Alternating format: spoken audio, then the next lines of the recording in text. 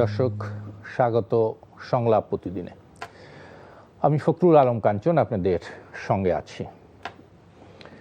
আমরা এই অনুষ্ঠানে মূলত দিনের উল্লেখযোগ্য ঘটনা, বিশেষ করে রাজনৈতিক এবং অন্যান্য আলোচিত ঘটনাগুলো নিয়ে আলোচনা করি। আজ আলোচনা করার জন্য আমরা দুজন অতিথিকে আমন্ত্রণ জানিয়েছি। আমার সাথে আলোচনা করতে স্টুডিওতে উপস্থিত হয়েছেন বিএনপির vice chairman doctor Asaduzzaman Ripon, আছেন এবি পার্টির সাধারণ সম্পাদক ব্যারিস্টার আসাদুজ্জামান ফুয়াদ। স্বাগত আপনাদের দুইজনকেই। ফুয়াদ ভাই, বেশ কিছু বিষয়ে আলোচনা আছে আমার সাথে, আমার সূচিতে, নিশ্চয়ই সেগুলো আলোচনা করব।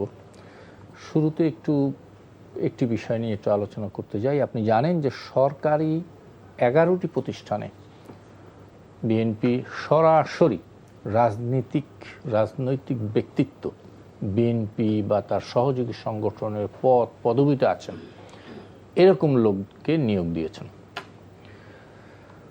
তো নজিরবিহীনে বলা হচ্ছে যে এটি একটি নজিরবিহীন নিয়োগ, কারণ ইতিপূর্বে কখনোই এই ধরনের প্রতিষ্ঠানে ওএসএল, বিএসসিসি, বিএডব্লিউটিসিতে এইরকম জায়গায় সরাসরি এরকম রাজনৈতিক নেতাদের নিয়োগ অতীতের কোনো সরকার দেয়নি।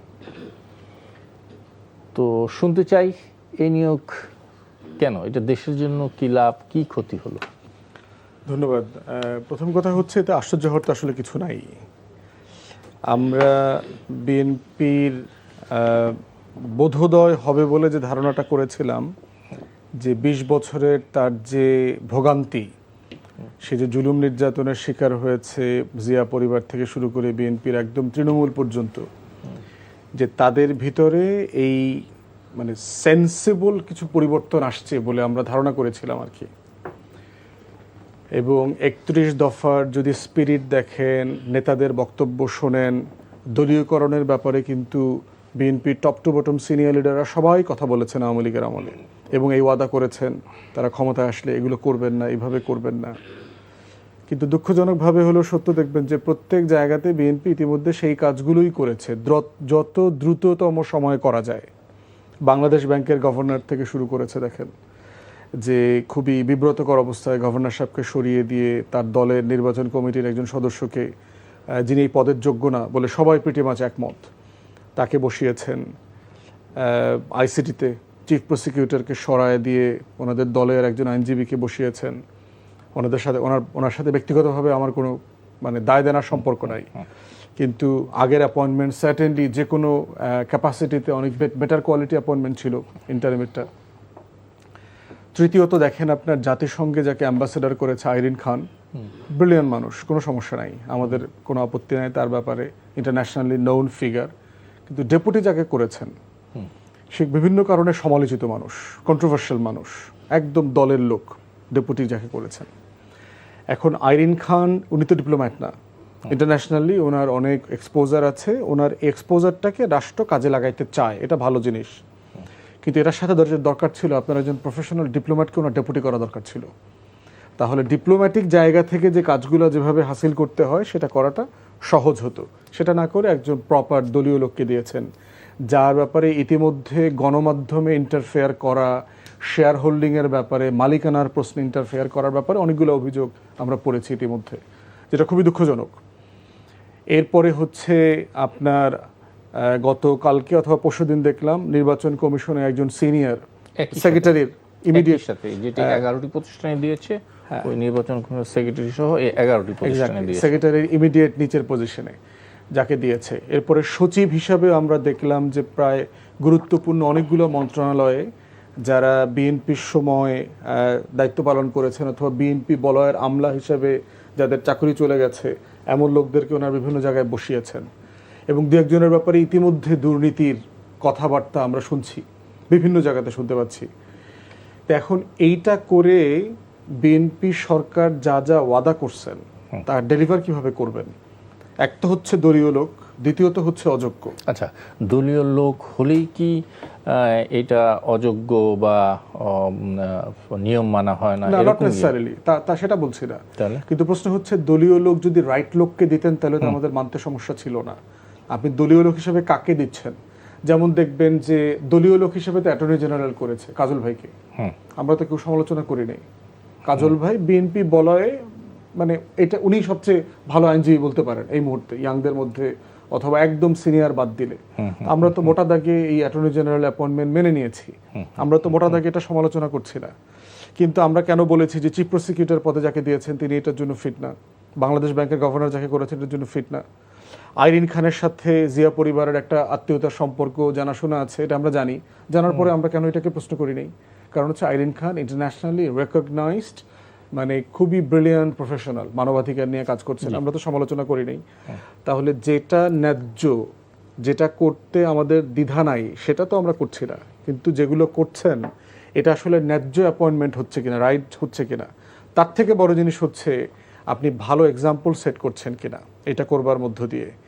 এক্সাম্পল সেট না করলে যেটা হবে সেটা হচ্ছে যে কয়েকদিন পরে এরা যখন ব্যাডলি পারফর্ম করবে, এদের আমল নামার খতিয়ান তো বের হবে, তখন যেটা হবে আওয়ামী আমলেই তো ভালো ছিলাম এই বয়ানটা আবার আসবে না। আগেই ভালো তো করতে পারে, কেউ কেউ তো ভালো করতে পারে, দেখতে চাই, বাট দলীয় লোক খুব ভালো করছে গত 5 মাসের পারফরমেন্সে কোথাও খুব বেশি দেখতে পাচ্ছি না। তো আমরা দেখতে চাই আমরা আমাদের দেশের এমপি মন্ত্রীরা প্রধানমন্ত্রীর গাড়ির সামনে দৌড়াইতেছে, এই চিত্র তো আওয়ামী লীগের আমলে দেখি নাই।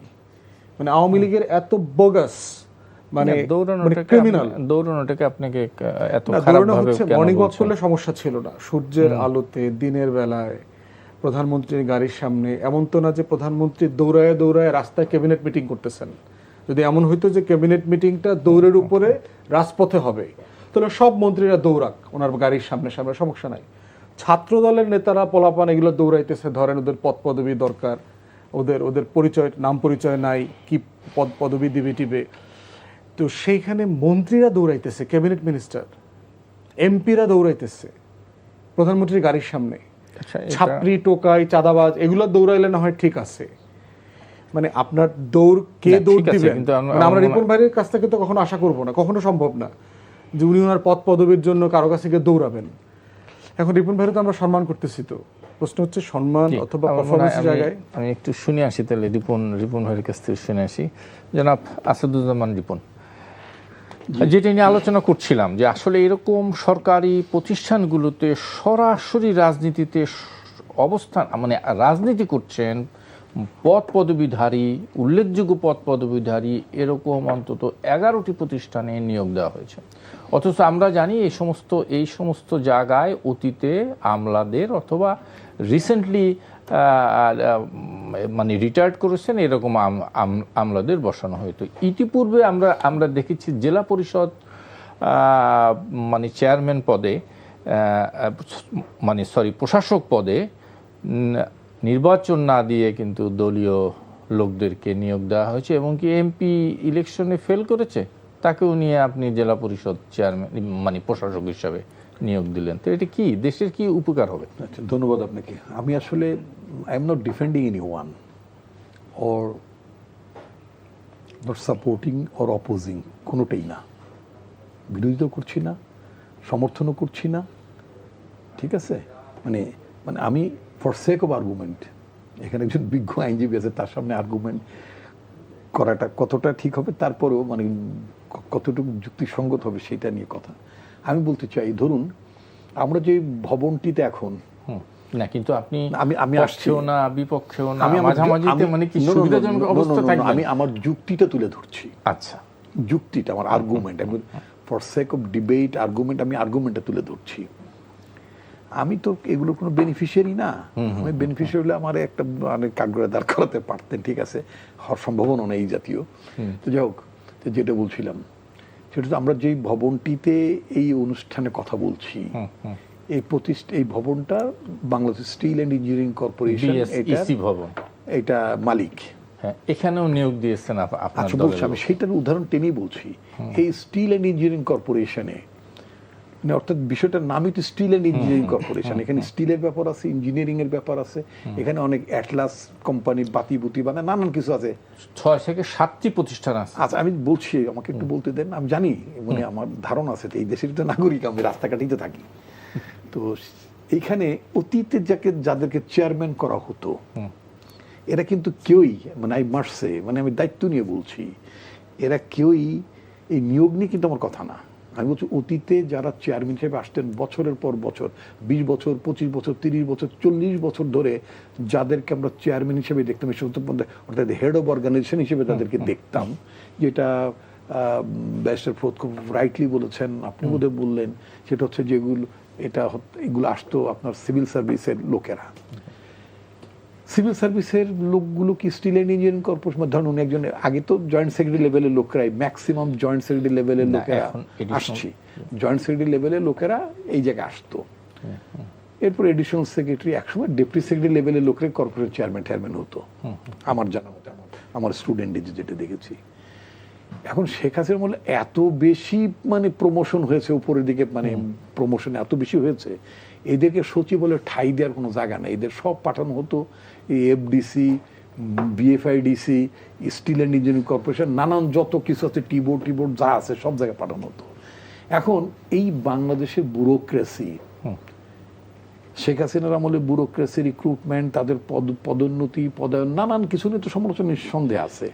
এবং একেবারেই যারা দলবাজি করতো ন্যাংটা হয়ে, তাদেরকেই তো মানে প্রমোশন হতো, বাকিদের তো প্রমোশন হতো না। এখন আপনি যদি ধরুন যে ব্যুরোক্রেসির যে লোকটি এডিশনাল সেক্রেটারি হিসেবে সচিবালয়ে ঠাঁই পাচ্ছিল না, মানে চেয়ার নাই, তাকে এনে এখানে বসানো হতো। ধরেন এই রাজনৈতিক একজন মানে কর্মী বা নেতা, তাদেরকে না বানিয়ে যদি ওদেরকে বানানো হতো, could they run better way? Not at all. কেন আসছি এইখানে তো আমাদের সমস্যাটা। আমরা ধরে নিছি যে সেটা হলো প্যারাসিটামলে পেট ব্যথাও যাবে, মাথা ব্যথাও যাবে, হ্যাঁ, জ্বরও যাবে, সবকিছুই যাবে প্যারাসিটামল। অর্থাৎ ব্যুরোক্রেসি, সিভিল ব্যুরোক্রেসি অথবা মিলিটারি ব্যুরোক্রেসি, কাউকে যেমন দেখবো সিটি কর্পোরেশনে বর্জ্য ব্যবস্থাপনা, আমি আরো আগের আমলের কথা যদি বলি, বিভিন্ন আমাদের সরকার আমলের কথা যদি ধরি, মানে বিএনপি 2001 to 2006 আমলে। না ঠিক আছে, আপনি ওইখানে আসেন যে কেন ব্যুরোক্রেসি না দিয়া আপনার দলের নেতাদের দিলে ভালো হলো। আসছি তো, ভালো মন্দের কথা বলছি না, আমি শুধু একটা তুলনা করছি। সেটা হচ্ছে যে বর্জ্য ব্যবস্থাপনা, সিচুয়েশনে বর্জ্য ব্যবস্থাপনা আছে, নৌবাহিনীর একজন মানে আপনার লেফটেন্যান্ট কমান্ডার অথবা কমান্ডার র্যাঙ্কের, মানে আর্মিতে প্রবাবলি কর্নেল র্যাঙ্ক হবে মনে হয়, বা ব্রিগেডিয়ার র্যাঙ্ক হতেও পারে, আমি জানি না এক্স্যাক্টলি। ওই লোকের কি বর্জ্য ব্যবস্থাপনার কোনো অভিজ্ঞতা আছে? নাই। উনি বর্জ্য ব্যবস্থাপনায় চলে আসতেন, দেখছি আমরা। ম্যান্ডেটরিলি আপনার city health officer, chief health officer military থেকে আসা শুরু হলো, এখনো বোধহয় এরকমই। আচ্ছা, তো আমার বক্তব্য হচ্ছে যে এখানে মনে করেন XYZ, মানে সিভিল ব্যুরোক্রেসি না, অফকোর্স তাদের সমালোচনা হচ্ছে, তারা পলিটিক্স করতো। একটা চুক্তিতে, আমি একটা চুক্তিপত্র দেখলাম, মানে চুক্তি মানে পত্রিকায় দেখলাম, সকল প্রকার কর্ম সম্পর্ক। না ওটা তো গদ, গদ বলবেন কেন? ওটা না, এটা গদ। আপনি কোন সরকারি কাজে যেতে গেলে সবকিছু বাদ দিয়ে এটাই করতে হবে, যেটা তো গদ, যেতে হয়। আমাদের প্রশ্ন হচ্ছে, না আমি বলি, আমাদের প্রশ্ন হচ্ছে, আপনি বললেন যে এর আগে সরকারের তোষণকারী আমলাদের এখানে দেওয়া হতো, হ্যাঁ, তো এর চাইতে আপনি বর্তমান সরকার এক ধাপ নিচে নেমে, না আমি যদি বলি এক ধাপ উপরে, যে ওই যে লোকগুলো গেছে, ওগুলো কি ইন্টারমিডিয়েট পাস, ওগুলো কি বিএ পাস? এই ব্যুরোক্রেসির লোকগুলো যে ধরনের শিক্ষাগত যোগ্যতা, হ্যাঁ ব্যুরোক্রেসি ইন্টারমিডিয়েট পাস করে, রিপন ভাই আপনি তো, না ওরা তো এই ছেলেগুলো ইন্টারমিডিয়েট পাস না, আমি সেটাই বলতে চাচ্ছি। না সেটা ঠিক আছে, পাস। আমাকে একটু বলতে দেন, একটু শোনেন আমাকে। আমি তো বলেছি যে আমি কাউকে ডিফেন্ড করছি না, আমি সিস্টেমটা নিয়ে কথা বলছি। আমি বলতে চাচ্ছি যেই পদ্ধতিতে, প্রক্রিয়ায় টিবোর্ডের চেয়ারম্যান একজন এডিশনাল সেক্রেটারি এসে উনি টির যেমন উন্নতি করে ফেলতে পারেন নাই, একইভাবে একজন মানে এডিশনাল সেক্রেটারি এসে বিএডব্লিউটিসির উন্নতি করে ফেলতে পারেন নাই। তো সেই ক্ষেত্রে ইটস এন এক্সপেরিমেন্ট। আপনি এখন একজনকে মানে ব্যাকগ্রাউন্ডে একজন রাজনৈতিক নেতা বা কর্মীকে দেখলেন। আমি ক্লিয়ার, আপনার এই কথা কে বিরাট কোনো উন্নতি অবনতি করে না, ফেলবে, এবং ডাজ নট ম্যাটার। ম্যাটার হচ্ছে, বিষয়বস্তু হচ্ছে আপনি এমন সরকারি প্রতিষ্ঠানগুলোতে নির্লজ্জ দলীয় নেতাদের বসালেন। নির্লজ্জ হবে কেন? অবশ্যই নির্লজ্জ। আপনার এখানে কখনোই এরকম ডাইরেক্ট দলীয় নেতাদের বসানো হয় নাই। এমন সরকারি প্রতিষ্ঠানগুলোতে আপনি এনে বসিয়ে দিলেন। আমি কিন্তু এই কথাটি বলতে চাচ্ছি, সেটা হচ্ছে নির্লজ্জ সলজ্জ কোনোটাই বলি নাই। আমি বলতে চাচ্ছি যে আপনি বলেছেন ওই আমলাদের থেকে এইটা ভালো হয়েছে। আমি বলতে চাচ্ছি আমলারা যেমন এই প্রতিষ্ঠানগুলোকে তারা দায়িত্ব পালনকালীন সময় এটাকে খুব উন্নত কিছু করতে পারেন, এগুলো লুজিং কনসার্ন করে রাখতো। সেটা আপনার বিজিএমসি বলেন, বিজিআইসি বলেন, সবকটে কি সবকটে লুজিং কনসার্ন করে রাখতো। আচ্ছা, it's a new experiment. Well, Tarique Rahman সাহেবের গভর্নমেন্ট আপনার এই মানে ব্যুরোক্রেসিদের দিয়ে এইসব প্রতিষ্ঠান চালানোর তো একটা অভিজ্ঞতা জাতির আছে, সবকটা লোকসানি প্রতিষ্ঠান করেছে তারা, ঠিক আছে। এখন উনি যখন যদি একটা ওনার সরকার যদি এক্সপেরিমেন্ট করতে চায়, ওয়েল, যে আমরা এখানে পলিটিক্যাল ব্যাকগ্রাউন্ডের লোকজনকে আমরা এখানে বসাবো, এখন আপনি দেখতে পারেন, এখন আপনি যদি বলেন যে আগামী 6 মাস এই লোকগুলো ওদের থেকে বেটার করে কিনা, তাহলে আমরা নিশ্চয়ই বলতে পারবো যে মানে নিম্নে গেলাম না ঊর্ধ্বে গেলাম। আমরা দেখি। তবে আপনারা আমি আগাম বলে রাখি যে এটার কোনো সুযোগ নাই। আচ্ছা, দেখা যায় ধর্ম বিষয়ক ধর্ম বিষয়ক সম্পাদক কে আপনি বানাই দিচ্ছেন মানে বিআইডব্লিউটিসির মানে চেয়ারম্যান। আমি তো কি করবেন? না, আমি তো বললাম, আমি তো বিআইডব্লিউটিসি চেয়ারম্যান আগেও দেখেছি, কথার কথা। যেমন আপনি যদি বলেন বিএনপির আগের গভর্নমেন্টে, আমি নামটা বলবো না, বিএনপির বিআইডব্লিউটি অথবা বিআইডব্লিউটিসি না, বিআরটিসির চেয়ারম্যান ছিল নারায়ণগঞ্জের আপনার বিআইডব্লিউটিসি অথবা বিআইডব্লিউটি এর দুটো প্রতিষ্ঠানেই তখনও পলিটিক্যাল নিয়োগই ছিল।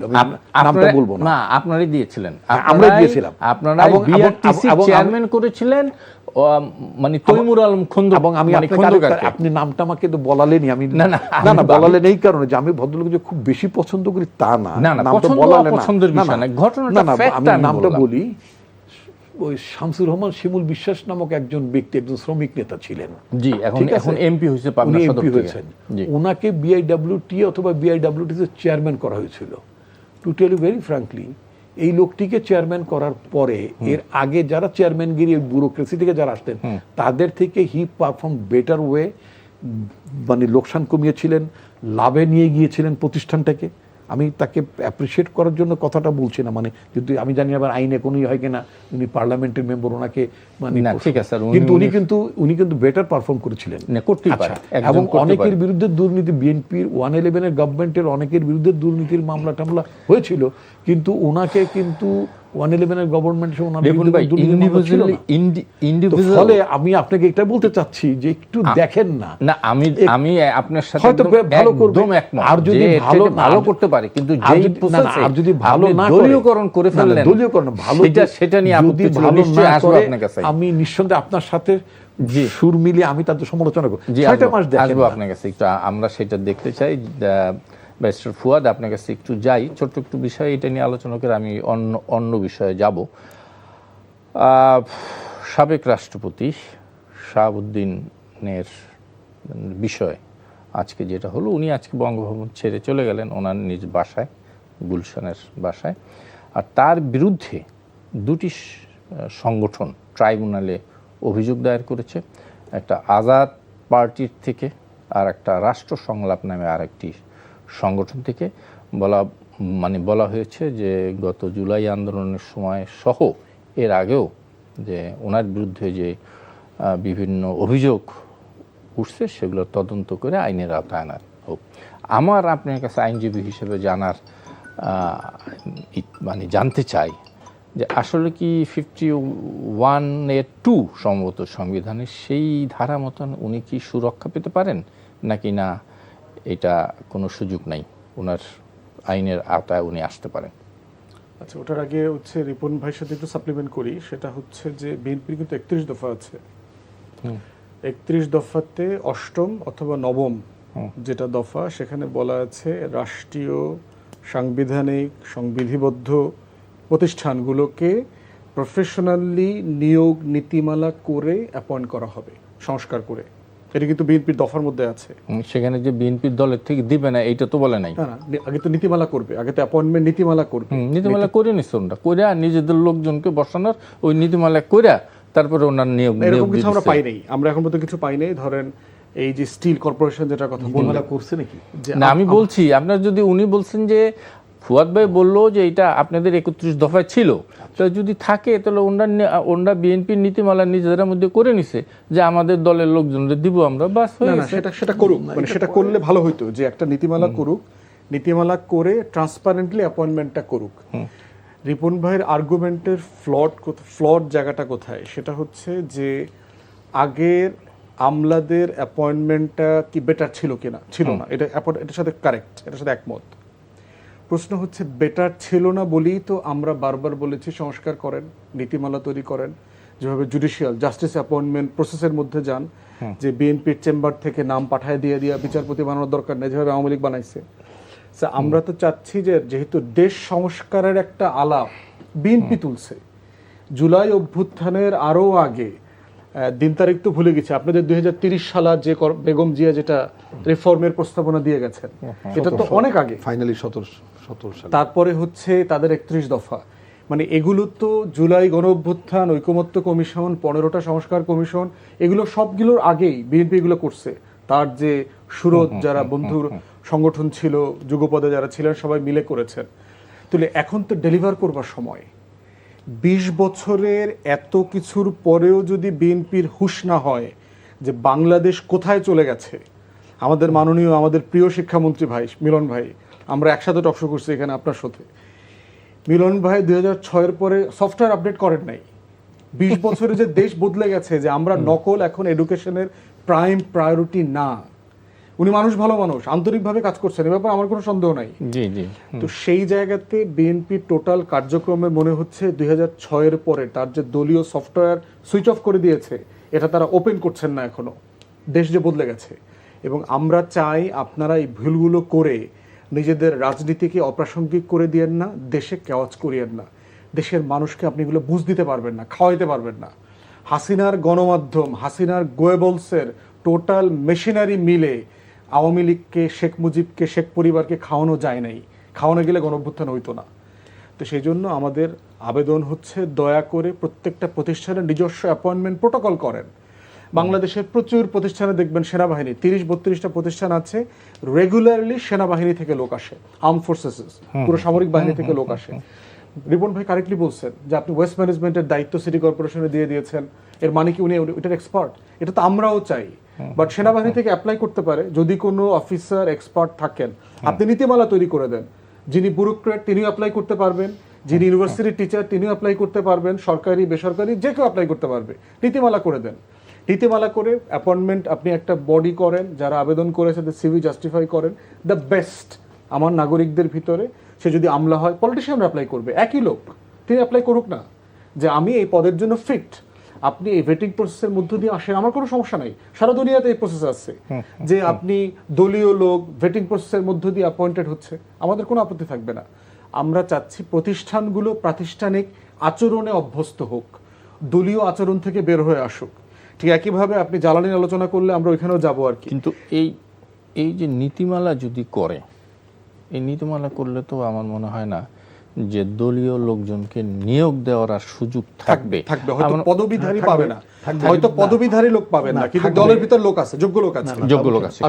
কিন্তু যদি মার্কিন যুক্তরাষ্ট্রের মতো নীতি করে যে পলিটিক্যাল গভর্নমেন্ট আসবে, তাদের পলিটিক্যাল সেটআপ নিয়ে আসবে, মানে তাছাড়াও হতে পারে পলিসি থাকতে হবে। দলীয় জায়গাটা দেখেন, ঐকমত্য কমিশনেও কিন্তু আমরা এই বিষয়গুলোতে দীর্ঘ আলোচনা করেছি, এবং আমরা সবসময় চাচ্ছিলাম, আপনার মনে থাকার কথা যে ঐকমত্য কমিশন নিজে একটা প্রস্তাব দিয়েছিল রাষ্ট্রীয় সাংবিধানিক সংবিধিবদ্ধ প্রতিষ্ঠানগুলোর অ্যাপয়েন্টমেন্টের জন্য আলাদা একটা বডি করে ফেলা, যেখানে সরকারি দল, বিরোধী দল, সিভিল সোসাইটি মেম্বার সবাই মিলে একটা অ্যাপয়েন্টমেন্ট কমিশনের মতো করবে, গুরুত্বপূর্ণ। এবং দুদকের চেয়ারম্যান কি হবে, কমিশনার কি হবে, পিএসসিতে কারা হবে, নির্বাচন কমিশনে কারা কারা দায়িত্ব পাবে, মানবাধিকার কমিশন, এগুলোতে আর কি। তো সেখানে বিএনপি এগুলোর সাথে একমত হয়নি, দুঃখজনক হলো সত্য। এবং এই যে কাঠামোগত পরিবর্তনের আকাঙ্ক্ষাকে সামনে রেখেই তো গণঅভ্যুত্থান হয়েছে। আওয়ামী লীগকে আমরা কেন ঘৃণা করছি? মানে বিষয়টা তো এরকম নাই যে শেখ পরিবার আমার আপনার জমি দখল করে ফেলছে, ব্যাপারটা তো এরকম না। সে রাষ্ট্রের কাঠামো ধ্বংস করে দিয়েছে। আর বিএনপির বিকল্প প্রস্তাবনাটা কি ছিল? যে সেই কাঠামোকে পুনরুদ্ধার করবে, তার সংস্কারের পক্ষে সে দাঁড়াবে। এটাই তো তার 31 দফার একেবারে প্রেসাইজ। আমি তো বলে দিলাম, যারা দেখছেন বিএনপির, তারা 8ম অথবা 9ম দফা চেক করে দেখেন, আপনাদেরও একই ওয়াদা ছিল। তো সেখানে এই প্রভিশনটা আমরা একমত হতে পারি নাই, কারণ বিএনপি একমত হয় নাই। তো আমরা যেটা সরকারি দলকে মনে করায় দিচ্ছি যে দেশ বদলে গেছে, আপনারা এটা মাথায় রেখে কাজ করবেন। 5 বছর খুবই অল্প সময়, 17 বছর কিন্তু চোখের পলকে চলে গেছে। 20 বছর বিএনপির পলিটিক্যাল হিস্ট্রি থেকে 20 বছর চলে গেছে।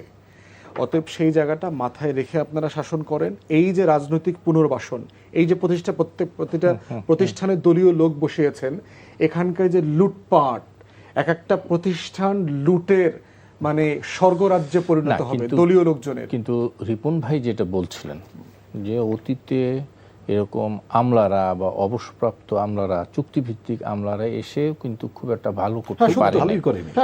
ওটার সাথে একমত। সেখানে যদি দলীয় লোক নিয়োগ দিয়ে সরকারের প্রতি কমিটেড লোক, এই সমস্ত ত্যাগী আমাদের নেতা মানে নেত্রীরা যদি কোনো মানে প্রতিষ্ঠান ভালো চালায়, তাহলে আপনার আপত্তি কোথায়? আমার আপত্তি হচ্ছে নীতিমালা ছাড়া এটা করা উচিত। একটা হচ্ছে রাষ্ট্র এইভাবে প্রোটোকল ছাড়া যাকে তাকে যেখানে অ্যাপয়েন্টমেন্ট করার কালচার থেকে বেরোয় আসতে হবে।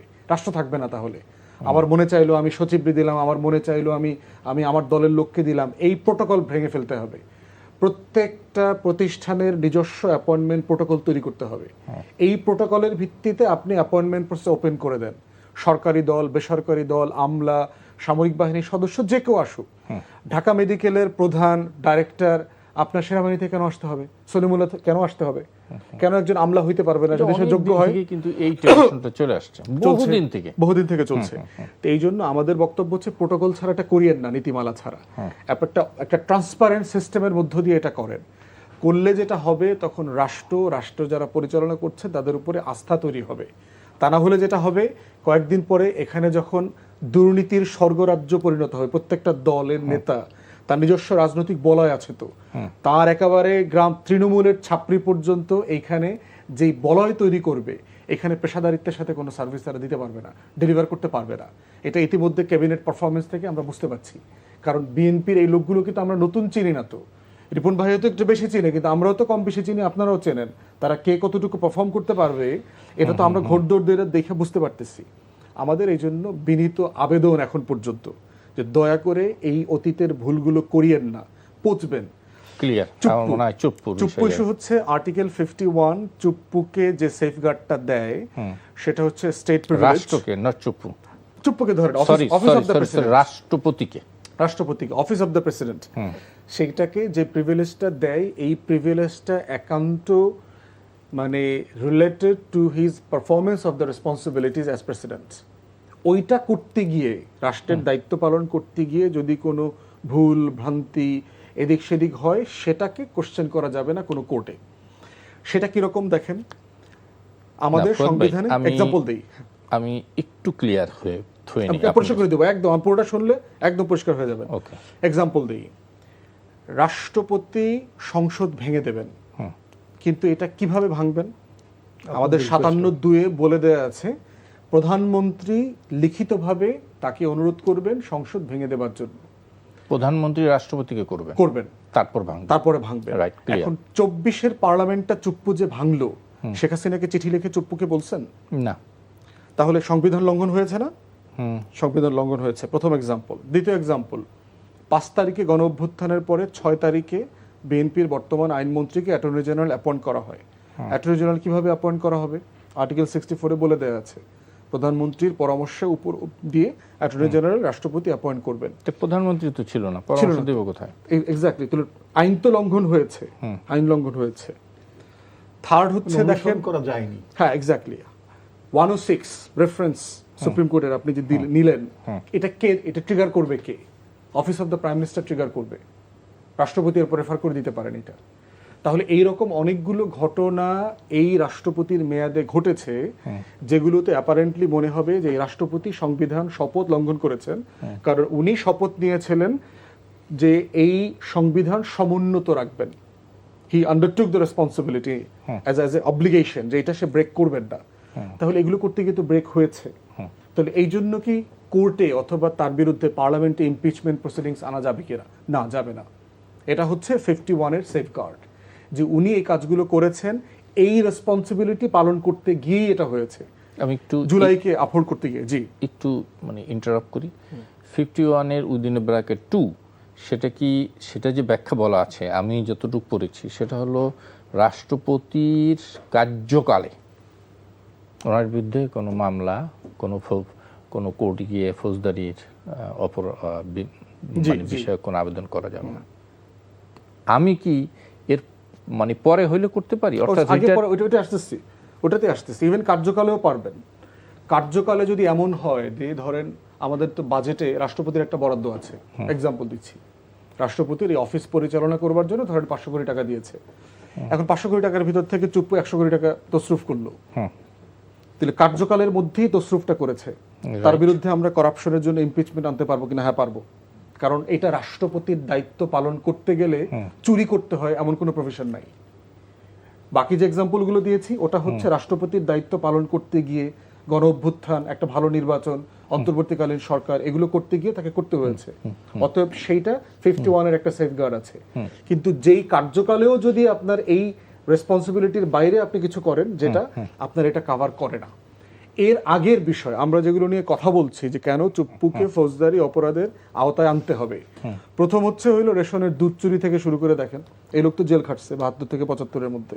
ছাত্রলীগ করা মানুষ, আওয়ামী লীগের আমলে সারা দুনিয়া থেকে আপনার বাচ্চাদের, দুর্ভিক্ষ পীড়িত বাচ্চাদের জন্য বলা হয়েছে যে সে সময় তার বিরুদ্ধে উনি দাবি করছেন যে শেখ মুজিবের মৃত্যুর পর মিছিল করার অভিযোগে তাকে গ্রেফতার করা হয়। এর আগে থেকে উনি জেলে ছিলেন এবং তার সাথে একসাথে রেশনের এই দুধ চুরির মামলায় অন্য লোক ছিল যারা ওই একই এলাকার জাসদের ছাত্রলীগ করতো, তারা ওইখানে জেলে ছিলেন, তারা আমাদেরকে বলছেন একসাথে জেলে ছিল। এই লোকরা এখনো বেঁচে আছেন।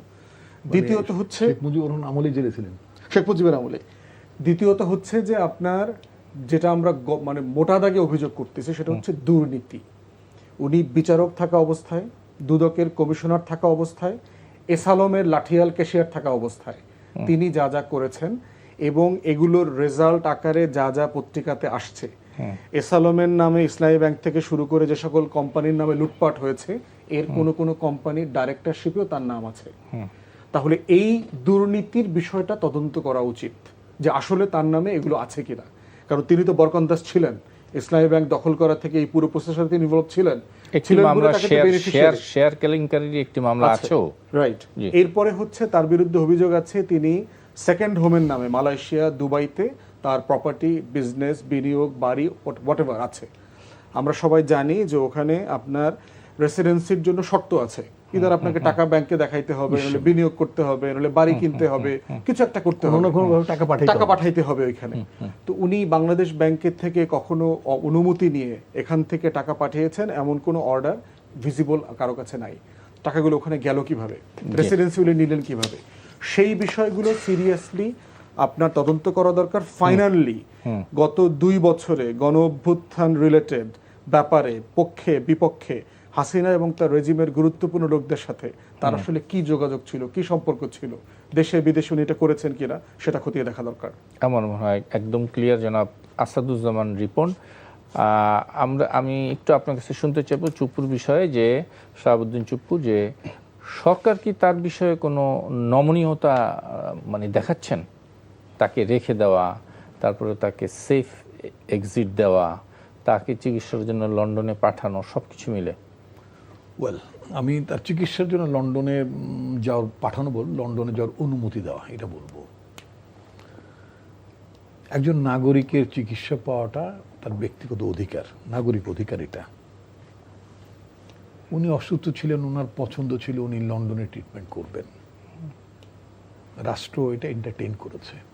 তা তো করেছে, কিন্তু ওইখানে পত্রপত্রিকায় নিউজ হয়েছে উনি মার্কেটিং করেছে। আমি বলছি এখন বিএনপি গভর্নমেন্ট তো শেখ হাসিনার গভর্নমেন্টের মতো তো একটা ফ্যাসিস্ট গভর্নমেন্ট না, আনডেমোক্রেটিক গভর্নমেন্ট না। আমাদের নেত্রী বেগম খালেদা জিয়াকে শেখ হাসিনা তার চিকিৎসা পাওয়ার যে অধিকার, সে অধিকারকে অস্বীকৃতি জানিয়েছিল এবং সেজন্য তারা সারা পৃথিবীতে নিন্দিত হয়েছে। বিএনপি এটা করতে চায়নি। উনি জি সিটিং প্রেসিডেন্ট ছিলেন তখন, ওনার চিকিৎসার প্রয়োজন বলে তিনি অনুভব করেছেন বা তার ডাক্তার রেকমেন্ড করেছেন। তিনি এর আগে সিঙ্গাপুরে তিনি বাইপাস সার্জারি করেছেন, উনি মনে করেছেন উনি লন্ডনে চেক আপ করাবেন। এটা কাজটি ভালো হয়নি, উদ্যোগটি ভালো হয়নি।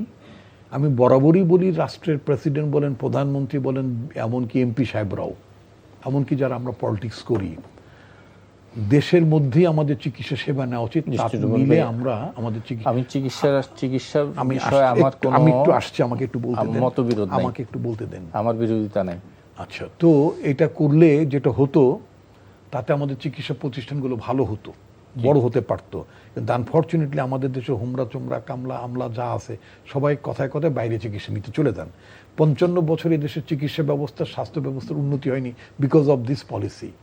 এবং একটা রাষ্ট্রপতি, একজন মন্ত্রী, এরা মানে কোন শরমে, মানে শরম থাকলে তাদের তো বাইরে যাওয়ার কথা না। মালয়েশিয়ার প্রধানমন্ত্রী মহাতির মোহাম্মদ যতক্ষণ পর্যন্ত মালয়েশিয়ার স্বাস্থ্য ব্যবস্থা উন্নত করতে পারেননি, ততদিন পর্যন্ত তিনি বাইরে চিকিৎসা নিতে যেতেন না। তার পার্শ্ববর্তী দেশটা তো সিঙ্গাপুর, ইচ্ছে করলে যেতে পারতেন। আমার মেয়ে ঢাকা মেডিকেলই পড়তো, এখন ডাক্তার হয়ে গেছে। আমার মেয়েটি বলতো যে তাদের হাসপাতালে অনেক মালয়েশিয়ান স্টুডেন্টস পড়তে আসতো। এখন মালয়েশিয়া এখন অনেকে চিকিৎসা নিতে যায়। এই কয়েকদিন আগের ঘটনা, কিন্তু আমরা উন্নতি করতে পারি। যাক, আমি একটু নমনীয় কিনা, আমি এইটা নমনীয় থাকার কোনো কারণ নাই। তিনি বরং নমনীয় না, মানবিক। কিরকম মানবিক?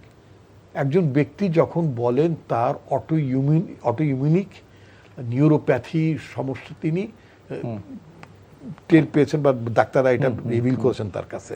এটা যত কঠিন করে শোনা যায়, রোগটা এত কঠিন কিছু না। রাইট, না এটা আমি বলছি এটা ডায়াবেটিস বাড়লে হয়, সুতরাং আপনি যতটা হালকা করে দেখছেন ততটা হালকা না, কোনো রোগই হালকা না। আমি একটু দায়িত্ব নিয়েই বলি। জি রিপন ভাই, আমার বউ বাচ্চা ডাক্তার বলে যে আমি নিজেও ডাক্তার হয়ে গেছি সব জানি, মোটেও ডক্টর। আমি হেলথ ম্যানেজমেন্ট আমার পড়াশোনা। হ্যাঁ, আচ্ছা, আমি ওনার এই রোগটা জানার পর আমি নিজে এটাকে সার্চ করা শুরু করলাম। মেও ক্লিনিক থেকে শুরু করে বিভিন্ন জায়গার বিষয়গুলো ঘাটাঘাটি করলাম। কথা বলতে আসতে গেলে তো একটু পড়াশোনা করতে হবে। তো আমি যেটা দেখলাম সেটা হচ্ছে, খুব কঠিন না হলেও ঘন ঘন অজ্ঞান হয়ে যাবেন আপনি, যখন তখন অজ্ঞান হয়ে যাবেন। তো যখন তখন রাষ্ট্রপতি, মানে রাষ্ট্রের 1 নম্বর ব্যক্তি যখন তখন অজ্ঞান হয়ে যান, ভালো কথা না, এটা ভালো কথা না। এবং গুরুত্বপূর্ণ মুহূর্তে তিনি অজ্ঞান হয়ে গেলেন, এবং এই অজ্ঞান থেকে জ্ঞান ফিরতে তো টাইম লাগে, তারপরে সুস্থতার ব্যাপার আছে। ইমিডিয়েটলি তো আপনি সুস্থ বোধ করবেন না। এবং এটা তিনি নিজে কনফেস করেছেন। আমি তার প্রতি আমি তার প্রতি এই ঘটনায় সহানুভূতিশীল একজন মানুষ হিসেবে, যে তিনি নিজের প্রতি সঠিক সিদ্ধান্ত নিয়েছেন। একটু অন্য বিষয়ে আলোচনা করব। উনি নিজের প্রতি সঠিক সিদ্ধান্ত নিয়েছেন যে এই ধরনের পরিস্থিতিতে ওনার রাষ্ট্রের দায়িত্ব চালিয়ে যাওয়া ঠিক না। এটা তিনি যখন সরকারকে অবহিত করেছেন, সরকার প্রয়োজনীয় ব্যবস্থা নিয়েছে, অর্থাৎ মাননীয় স্পিকার মানে রেডি হয়েছেন এটা গেল। ব্যারিস্টার ফৌদ অনেক বিষয়গুলো নিয়ে আলোচনা করেন তার অপরাধের ব্যাপারে।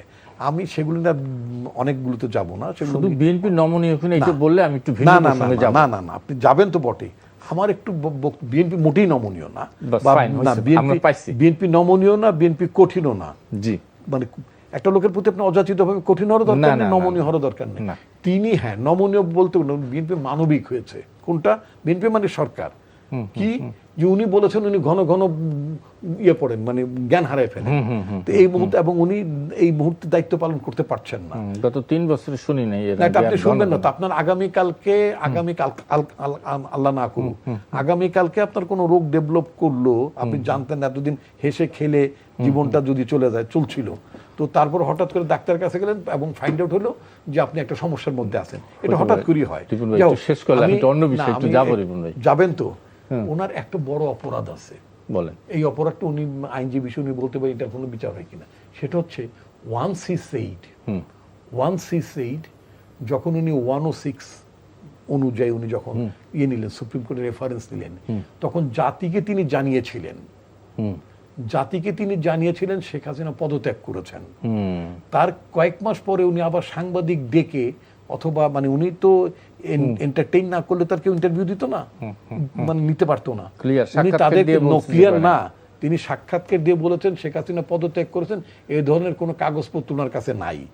এই ব্যাপারে ওনারা আমি যেটা জানি মানে আমি মনে করতে চাই, বিশ্বাস করতে চাই যে সিটিজেন অফ দিস ল্যান্ড, আমি মনে করি পদত্যাগপত্র শেখ হাসিনা সার্টেনলি করেছিলেন, এবং যে কোনো ব্যবস্থায় উনি তো আওয়ামী লীগের শেখ হাসিনা নিয়োগপ্রাপ্ত রাষ্ট্রপতি, তো সুতরাং কোনো না কোনো মাধ্যমে he got the resignation letter from prime minister. কিন্তু উনি পরবর্তীতে দেশে একটা ক্যাশ লাগানোর জন্য উনি এই কথাটা বলে উনি একটা মানে আপনার শেখ হাসিনার মুখে একটা যুক্তি তুলে দিলেন, আমি তো পদত্যাগ করি নাই, তাই না? এটা উনি একটু বড় মাপের অন্যায় করেছেন, এবং পদত্যাগ পত্রটা উনি গায়েব করেছেন। এইটা হচ্ছে আমার তরফ থেকে ওনার বিরুদ্ধে। ফুয়াদ ভাই, আমার হাতে একদমই সময় নেই, একটু আলোচনা করতে চাই জ্বালানি সমস্যা নিয়ে। ভয়াবহ আকার ধারণ করেছে পাম্পগুলোতে, সিএনজি স্টেশনগুলোতে, ভয়াবহ অবস্থা। শুনতে চাই, অনেক দিন যাবতই শুনছি যে এলএনজি স্টেশনের দুর্ঘটনার কারণে এটা বন্ধ রয়েছে, কিন্তু ফল তো নাই, কোনো রেজাল্ট তো নাই কিছু। প্রথম কথা হচ্ছে, একটা সেন্টেন্স শুধু বলি, জুলাই গণ অভ্যুত্থানের ইনএভিটেবল রেজাল্ট হচ্ছে হাসিনা পদত্যাগ করছে কি করছে না, এটা কোনো কোশ্চেনই না। তাকে পদচ্যুত করা হয়েছে, দ্য রিয়েল টার্ম। আওয়ামী ফ্যাসিবাদ এবং সেটা ঠিক আছে, কিন্তু রিপন ভাই যে পয়েন্টটা বলছে যে উনি অসত্য কথা বলেছেন রাষ্ট্রপতি থেকে, দিস দ্য ইম্পর্টেন্ট। মানে অসত্য বলার থেকে আমার কাছে মনে হচ্ছে যে কন্ট্রাডিক্টরি কথা বলেছেন। যাই হোক, এখন হইতে পারে ওনার কথাটা পরেরটাই সত্য, ওইটা হইতে পারে, বাট আমাদের কাছে এটা একদমই রিলেভেন্ট না। ওকে, তাকে পদচ্যুত করে পালাতে বাধ্য করেছে দেশের মানুষ, এটাই গণ অভ্যুত্থানের ক্যারেক্টার, যায় আসে না। আচ্ছা, জ্বালানি বিষয়ে কথা হচ্ছে যে আমাকে ইন্টারনালি জ্বালানি সম্পর্কে যারা জানেন তারা সবাই বলছেন গ্যাসের এই মুহূর্তে কোনো ঘাটতি নাই। ঘাটতি নাই এই মুহূর্তে নাই। বলে কি? তাহলে সরকার এটা কেন করছে? এর আগে আপনার মনে থাকার কথা, পেট্রোল পাম্পে যে ঘটনাগুলো আমরা দেখলাম, আপনার তেল গ্যাসের সংকট যেটা আমরা এর আগে দেখেছি, রেজাল্ট কি হলো? 2 লক্ষ মেট্রিক টন দুইটা অপরিচিত, নাম না জানা, প্রোফাইল ছাড়া দুইটা কোম্পানিকে আমদানি করবার জন্য দেওয়া হয়েছে। দফায় দফায় দাম বৃদ্ধি করা হয়েছে, বিদ্যুতের 2বার, গ্যাস তেলের 1বার করে করে, সেচে টেচে সব জায়গাতে এগুলো দাম বেড়েছে। এখন জ্বালানি মন্ত্রীর গত কয়েকদিন আগের বক্তব্য যদি দেখেন, এটা কিন্তু খুব ফান্ডামেন্টালি পলিসি স্টেটমেন্ট বিএনপির, যেটা সে আগে এটা কিন্তু ম্যান্ডেট নাই, এটা তার ম্যান্ডেটের বাইরে বক্তব্য। সে বলছে জ্বালানি খাতকে বেসরকারি খাতে দিয়ে দিবে 6টি সরবরাহ প্রতিষ্ঠান। কেন দিবে? কারণ হচ্ছে অনেকগুলো কারণ বলছে। একটা হচ্ছে যে এইটা ম্যানেজ করা, রান করার জন্য সাফিশিয়েন্ট ফান্ডিং ক্রাইসিস, আমরা জানি উনি সংসদই বলছেন কথা। সেকেন্ড বলছেন ৬৭,০০০ কোটি টাকা বকেয়া আছে, যেগুলো উঠাইতে তারা পারতেছে না। এখন প্রশ্ন হচ্ছে, তাহলে এইটা সাফিশিয়েন্ট যদি এটার সাথে যদি আপনি কারেন্ট ক্রাইসিসকে মিলায়া পড়েন, এর মানে হচ্ছে ইতিমধ্যে আমরা কোম্পানির নামও শুনতে পাচ্ছি, সচিবালয়ের বিভিন্ন সূত্রে অনেকগুলো গসিপ আসছে, কোন কোন কোম্পানিকে বেসরকারি খাতে দেয়া হবে, জিকে শামীমের মতো, দেখছেন না, রেলওয়ে উঠাই দিছে অলরেডি। তো জায়গাটা কি, যে কুইক রেন্টালের নামে বিদ্যুৎ খাত যদি আওয়ামী লীগ নিতে পারে, তাহলে তেল গ্যাস তো বাকি আছে, এইটা কেন আমরা নিতে পারবো না? এবং এর সাথে যদি এই 12 কোম্পানি কর্পোরেশনের অ্যাপয়েন্টমেন্ট দেখেন, মানে কাঠামোগতভাবে রাষ্ট্রের মালিকানা, এটা ব্যক্তি খাতে দলীয়ভাবে নিয়ন্ত্রণ করবার একটা টেন্ডেন্সি আমরা লক্ষ্য করছি। এবং জ্বালানি খাত এত সেন্সিটিভ খাত, যেটাতে কখনো রাষ্ট্রের মালিকানা শেয়ার হওয়ার মতো অবস্থায় রাষ্ট্র আকারে আমরা এখনো যাই নাই। এটা খুব ভঙ্গুর রাষ্ট্র, এটা আমেরিকা দিতে পারে। আমার মনে আছে লম্বা সময় আপনার গত প্রায় 10-15 বছর ধরে চাইনিজ কোম্পানির সাথে আপনার আলোচনা চলতেছে 5G, ব্রিটিশ এবং ইউরোপিয়ানরা 5G টেকনোলজিতে চায়নাকে ইনভেস্ট করতে দিবে কিনা, দফায় দফায় আলোচনা হচ্ছে। একটু সংক্ষেপ। তো ব্রিটেনের মতো, ইউরোপের মতো এত স্ট্রং ইনস্টিটিউশনাল, যাদের সভরেন্টি সিকিউরিটির কোশ্চেন ধারণা অত্যন্ত পরিষ্কার, রাজনীতিবিদরা দেশপ্রেমিক, জনগণ সচেতন, সেরকম একটা জায়গায় তারা এই বিষয়ে সিদ্ধান্ত নিতে আপনার অনেক সময় নিচ্ছে। আমেরিকা দেখেন, চাইনিজ কোম্পানিগুলোকে ব্যান করে দিচ্ছে না, শেয়ার মার্কেট থেকে ডিলিস্ট করে দিচ্ছে, টোটাল ব্যবসা গোটায় লাথি মেরা লাইসেন্স বাতিল করে পাঠিয়ে দিচ্ছে। সেইখানে আপনি জ্বালানির মতো একটা সেন্সিটিভ খাত, আদানির এক্সপিরিয়েন্স আমাদের সামনে থাকার পরেও, কুইক রেন্টালের এক্সপিরিয়েন্স আমাদের সামনে থাকার পরেও আপনি কিভাবে চিন্তা করেন যে বেসরকারি খাত দিয়ে দেবেন? এই কোম্পানিগুলোর মাধ্যমেই তো আমরা গরিব মানুষকে সাবসিডাইজ করি। এই 6টা কোম্পানি তো আমার প্রতি ইউনিটে 13-14 টাকা খরচ হয়। আমার নাগরিক, আমার কৃষক, আমার শ্রমিক কয় টাকা দেয়? 6 টাকা দেয়, 7 টাকা দেয়। এই পলিসি এনফোর্সমেন্ট কি আপনি একটা প্রাইভেট কোম্পানিকে করতে পারবেন প্রাইসিং এর ক্ষেত্রে? যদি আপনি প্রাইভেট এন্টারপ্রাইজ করেন, আপনি তো এটা পারবেন না। তাহলে এইটার মাধ্যমে এই যে ডিসপ্রপোর্শনেটলি আমার গরিব মানুষ ক্ষতিগ্রস্ত হবে, আমার কৃষক, আমার শ্রমিক, আমার মজুর, আমার খেটে খাওয়া মানুষ, যে 70-80% মানুষ দরিদ্র সীমার নিচে বাস করে, এই মানুষগুলোর উপরে আপনি আবার জুলুমের কাঠামো চাপায় দিচ্ছেন। কাদেরকে দিয়ে?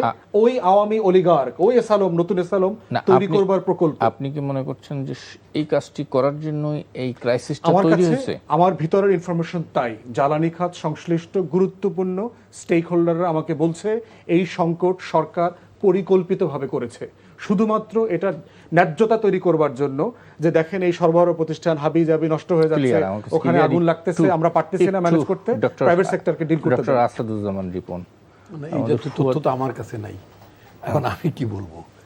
তবে আমি যেটা বলতে চাই, আপনি যেটা মানে আমি পুরো বিষয়টা আমি শুনিনি, জানিনি, সেটা হচ্ছে যে আপনি বলেছেন যে 67,000 কোটি টাকা বাকি পড়েছে বিভিন্ন প্রতিষ্ঠানকে, সেই টাকা তুলতে পারছেন না বলছেন। এখন ধরে নাও যদি কোনো প্রাইভেট সেক্টরকে যদি আমি অপারেটর করি, প্রাইভেট সেক্টর মানে বাকি পড়ে গেছে কি ব্যক্তি বিশেষের কাছে না রাষ্ট্রীয় প্রতিষ্ঠানগুলোর কাছে? নিশ্চয়ই ব্যক্তি বিশেষের কাছে না, আমার ধারণা। ম্যাক্সিমামই সরকারি রাষ্ট্রীয় প্রতিষ্ঠান, কোনো ব্যক্তি প্রতিষ্ঠানের কাছে এরকম বাকি থাকার কোনো কারণ নেই। না না না, কিছু আছে কিন্তু 99%ই হলো সরকারি প্রতিষ্ঠান দিচ্ছে না। আমি দিচ্ছি না। এখন ধরেন আমি যুক্তির সঙ্গে বলছি, তর্কের খাতিরে বলছি, যে ধরেন 99% প্রতিষ্ঠান বা 95% প্রতিষ্ঠান বলি, আরো কমেও যদি বলি 60%ও যদি বলি, কথার কথা, তো 60% প্রতিষ্ঠানগুলোতে এই সরবরাহের দায়িত্ব তো তখন বেসরকারি অপারেটরদের কাছে যদি যায়, মানে যে কথাগুলো আমরা বলছি, তাহলে তখন তারা যদি ওই অপারেটররা যদি প্রাইভেট অপারেটররা যদি ওই 60% প্রতিষ্ঠান সরকারি প্রতিষ্ঠান, তাই না, গভর্নমেন্ট প্রতিষ্ঠান, তাহলে আমি আর বলতে পারবো না। প্লিজ না, একটু মনে করে দেওয়া আর কি আপনারা। না তাহলে বাদ দেন না প্লিজ, আমি তো কথা বলতে গেলে আপনি সংক্ষেপ করতে বলছেন। না প্লিজ রিপন ভাই, তাহলে আর আমার জিজ্ঞেস করার দরকার নেই, বরং এটা বাদ দেন, আমি এত সংক্ষেপ বলতে পারবো না। না বলেন না, আপনি বলেন, আমি দিচ্ছি জাস্ট একটু।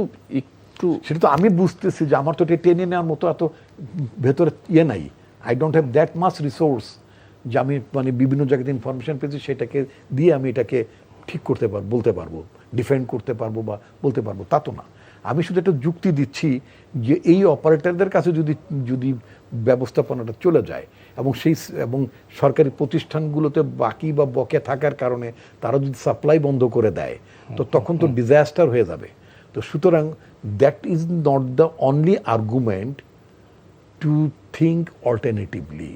এটা আরও ভাবনার বিষয় আছে, আরও চিন্তার বিষয় আছে। আমার মনে হয় প্রাইভেট সেক্টরে দিলে কি ধরেন আগের বকেয়ার দায়িত্ব তখন রাষ্ট্র নিয়ে নিবে, তখন আবার বাজেট থেকে এসে সাবসিডাইজ করে দেবে, আর নতুন প্রাইভেট কোম্পানি তো নতুন করে শুরু করবে না। এটা না, সে প্রাইভেট কোম্পানি নিশ্চয়ই সেই দায়টা তো নেবে না, দায়টা তো নেবে না। কিন্তু অথচ আমার মনে হচ্ছে এটা খুবই হয়তো একটা, উনি ওনার জ্বালানি মন্ত্রী তো ওনার ভাবনার কথা বলেছেন, এটা পার্লামেন্টে ডিসকাস হবে, পার্লামেন্টারি কমিটিজ অন এনার্জি আছে, তারা নিশ্চয়ই আলোচনা করবেন। এটা তো জনস্বার্থের সাথে সংশ্লিষ্ট এবং এটার একটা এফেক্ট অনেক দূর যেতে পারে, এই বিষয়গুলো বিবেচনা করে নিশ্চয়ই তারা বিবেচনা, এটা আমি মনে করি না যে মিনওয়াইল গভর্নমেন্ট সিদ্ধান্ত নিয়ে ফেলেছে দিয়ে দেবে, এরকম ম্যান্ডেটেড তো তারা না। তো এটা আলোচনা হোক, ডিবেট হচ্ছে, উনি বলেছেন এই জাতীয় ডিবেটগুলো আরও হোক, হওয়ার পর নিশ্চয়ই সরকার যেহেতু ডেমোক্রেটিক গভর্নমেন্ট, জনগণের স্বার্থটা তো নিশ্চয়ই সরকার দেখতে চাইবে। আমার মনে হয় না this government will go against the interest of the people. ভাই আপনি অনুমতি দিলে অনুষ্ঠান শেষ করি। এটা কোনো কথা হলো? আমি কি বেশি টেনে ফেলেছি? জনাব ডক্টর আসাদুজ্জামান রিপন এবং ব্যারিস্টার আসাদুজ্জামান, ভুল করে অনেকে মাঝখানে খান লাগাইতে, আমি কিন্তু খান নই। না নিশ্চয়ই না, আমরা জানি, আমরা 1985 সাল থেকে জানি আপনার সাথে। জি, আপনাদের একেবারে সত্যিকার অর্থে আপনাদের দুজনকে অনেক অনেক অনেক ধন্যবাদ আপনাদের। জি দর্শক, এই ছিল আমাদের আজকের অনুষ্ঠান। আগামী অনুষ্ঠানে আবার দেখা হবে। শুভ সন্ধ্যা।